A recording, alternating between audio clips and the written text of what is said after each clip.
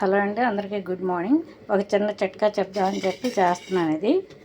Actually ఇది పాలకూర తీసుకొచ్చి 1 వీక్ అయింది, ఫ్రిడ్జ్లో పెట్టి వదిలేసాను అనమాట.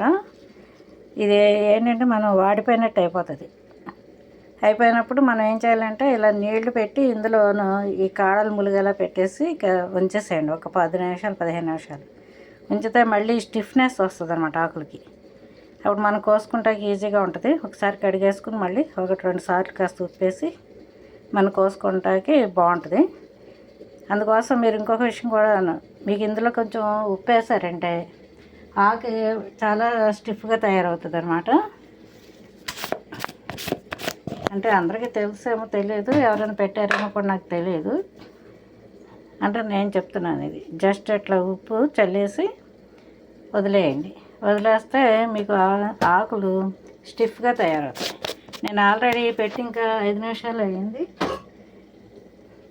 ఆకులు కొంచెం ఇది ఇలా వాడిపోయినాయి కదా, ఇవన్నీ కూడా కొంచెం ఇది చేసుకుని, ఇది ఆల్రెడీ ఇక్కడ ఆకులు చూడండి ఫ్రెష్గా వచ్చినాయి. ఇలా లేస్తాయి అన్నమాట. కొద్దిసేపటికి ఒక పావుగంట వదిలేస్తే మీకు చాలా బాగా ఫ్రెష్గా తయారవుతాయి ఆకులన్నీ. చూడండి,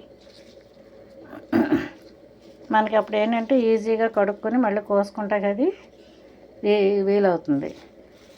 ఇదే కాదు, తోటకూర కానీ ఏదైనా సరే మనం ఆకుని ముందు ఇలా ఒక 10 నిమిషాలు వాటర్లో పెట్టేయండి. కాళ్ళు అందులో ఉండేలాగా చాలా బాగా తయారవుతాయి. మనం తర్వాత వండుకోవచ్చు. ఓకే అండి, అమ్మమ్మ ఐడియాస్. ఇది నా ఛానల్ సబ్స్క్రైబ్ చేసుకుని లైక్ చేయండి, షేర్ చేయండి, ఎంకరేజ్ చేయండి. Thank you. బెల్ ఐకాన్ని కొట్టండి. Thank you so much.